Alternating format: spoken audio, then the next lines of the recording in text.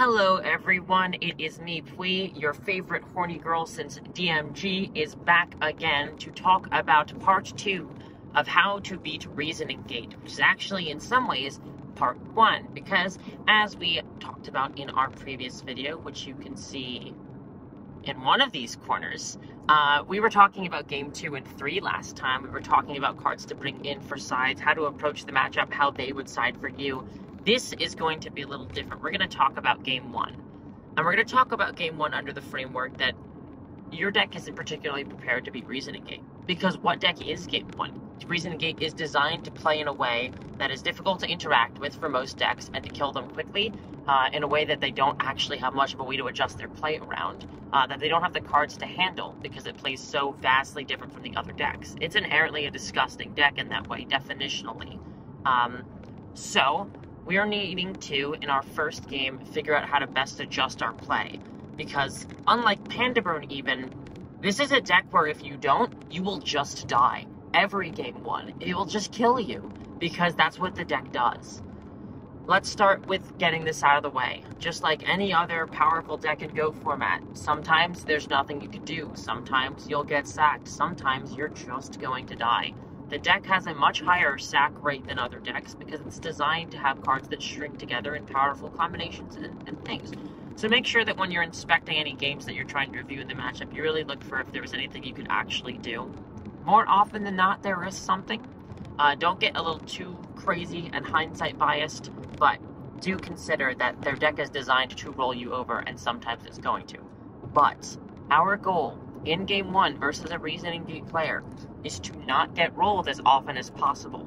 Certainly easier said than done, because the biggest obstacle at the very get-go is that plays that are good against Reasoning Gate are plays that are not good against any other deck, and that most of the time, Reasoning Gate players are not recognizable by name. Especially on the DB ladder, there's really no well-known full-time Reasoning Gate player, except for Matt Uber. There's not a player where you get paired up with them and you're like, oh yeah, that player is on Reasoning Gate, and I can make my turn 1 play accordingly. So there's going to be times where you set, I don't know, you set a monster, or maybe you just set a 2 Jar of Greeds because you think you're dealing with a Chaos Turbo Mirror, Law of Averages, and you proceed to see Trunade and know that the writing is on the wall and die. But there are plenty of plays we can make if we suspect Reasoning Gate, or plays we can generally make to not get rolled over in our first game and to really try to put ourselves in a state where we actually can crack back and win. Reasoning Gate's big weakness is that it has this big push it does, and especially Steingate, once it does that push, it's going to be playing constantly from behind for the rest of the game. Be it any sort of variant. Some are a little better at continuing to play than others, but most of the time, they really don't have a lot to do once you get their best cards out of the way, which is easy to do because they're just a bunch of big monsters. Your deck can remove big monsters once they're on the field, but where they really shine is where they can remove your removal and do it all at once. So we're going to take out that ability for them to do it all at once, and the first thing we're going to do, set a monster on turn 1. Just set a monster on turn 1. I don't care what deck you are. If your monster doesn't directly contribute to stopping Reasoning Gate while face up, that monster is going face down. This is even for Warrior. If you have a Warrior hand and it's got more than 1 monster in it, I'm setting a monster turn 1 on the play, because I don't want to get rolled over. Now, obviously, that is a bit of a garbage play against any other deck, unless you're doing something tricky. If you've got Lady or Zalug, it, can be okay. But if you have even an inkling of an expectation you're playing against Reasoning Gate, I'm going to want to set a monster on turn 1. Spells and traps are great. They're a great way to stop attacks. They're not great with Trunade. So an important key and an important working framework is, am I going to die this turn if they Trunade me? Now, the answer should be no to the best of our ability, which means that if we have a Solemn, we're setting that. We're not taking out Solemn game 2 and 3 against Reasoning Gate. I forgot to mention this before. But almost any deck that's playing any good amount of back row should keep their Solemn in as well, because if you can negate their Trunade and they don't have another one and a big board after the second one, then you are smooth sailing. Your sets are still there. They can't really go off the way they were going to. They're going to have to pass, or they're going to have to try to half-ass it. You take it apart, and then you're good and golden. But we keep in our Solemn plus back row, then you don't need to set a monster. But if we don't have a Solemn, then you probably want to set a monster as well as set your back row to really make sure that you're not going to die that first turn. especially if your back row isn't actually removal. However, even if your back row isn't removal, I'm still going to ask you to set those fuckers down. And the reason why I'm going to do that is the same reason why it is difficult to play and figure out if you're on Reasoning Gate or against it as well. It's because, again, there aren't many notable Reasoning Gate players. Most Reasoning Gate players suck. They suck. Most players who are good at playing Reasoning Gate don't play it all the time. Except for, of course, Matt Uber. If you see Matt Uber, you know he's on it, so you have that advantage. But if it's not Uber, it's someone who is either a good player, but just playing it on the side of something else, and most of the time, they might not know the ins and outs. I'd say there's very few players that play Reasoning Gate on the side and really have that intimate knowledge of it to the level of being able to get past that sort of noobish factor. But the rest of the folks, most of the time you're going to be playing against DB randos, which means bluff, try to trick them, do whatever you can, draw out the game, anything you can do to give them an opportunity to make a mistake. They are higher on average to make the mistake than any other player. And that's more of like a card game sociology thing than a actual strategy thing, but it's absolutely true. There's a huge correlation between noobs and RGT. I'm just going to say it. So we definitely want to do whatever we can to trick our opponents. We definitely want to set multiple layers of defense, set monsters that are at a premium, because most Reasoning Gate decks can't be playing good set removal and actual cards that advance the game.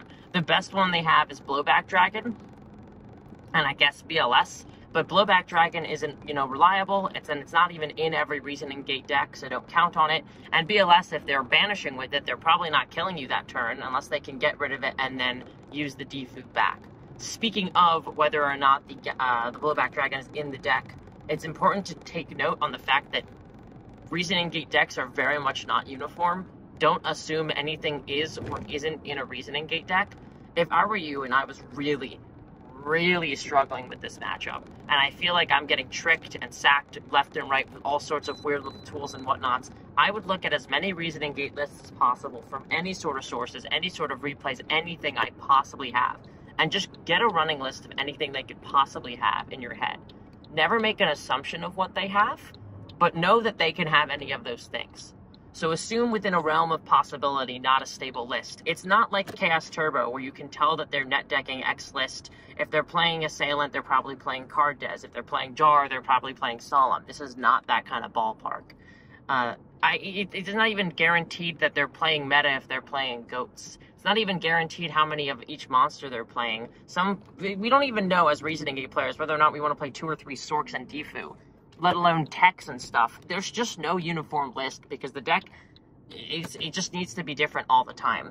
So definitely keep that in mind. Don't rely on anything being there. 2 lines of defense, very important. Try to trick them however possible because that player probably isn't super good. Reasoning. Let's talk about reasoning. Let's talk about what to call for reasoning when your opponent plays a reasoning. Obviously, it is very context-based, so I'm going to try to cover as many contexts as possible. But the first thing I'm going to say right off the bat is if you're blind calling 4, in most situations, I think you're a dumb dummy. I think you're a dumb, stupid dummy who is dumb. Because if you're playing against normal RGT and they get an 8, then you're probably dead. And if it's Steingate and they hit a 2, then you're probably dead. So if you're playing in an absolute vacuum and they are on the draw and your lines of defense aren't very good, I'm calling 8, maybe 2. If your opponent is on the play, they cannot attack you this turn, and they've given you no indication their first play is reasoning, that's when I'm calling 4. If I have a good trap lineup and not much else, I'm calling 6. If I have scapegoats, or I'm against my warrior, I can be calling 5. I never call 7. Fusilier Dragon's just a guy. He's just a dude. Just kill him. He's not a problem. Never call 7. What else? That's it. I think those are the rules, right? In a vacuum, I would call 8, not 4. In an absolute vacuum where they can't even attack me, I'll call 4 then. But I don't care about that what's most likely to be hit. I care about what can kill me if it does hit. And that is my big piece of advice from having played plenty of Reasoning Gate, played with Reasoning Gate. And if you hit that 8 on their first Reasoning, they probably do not have much of a starter whatsoever. Last thing I want to talk about is a couple of choke points. The Reasoning Gate player, even with a high abundance of cards, still needs those cards to be played in a certain order the right way. So it can be good to try and block some of those options. For example, it is a very good choke point to try and stop a monster gate. An example of this is solemning that monster gate. If you can solemn a monster gate, that reasoning gate player's turn is probably over, and you probably win. If you can remove the monster on resolution before monster gate, their turn is probably over, and you probably win. If you hit them with Kaiku, you need to make that judgment call about whether or not they have Dimension Fusion or Chaos monsters. And removal, of course, or an attacker to get over the Kaiku. You're not always banishing.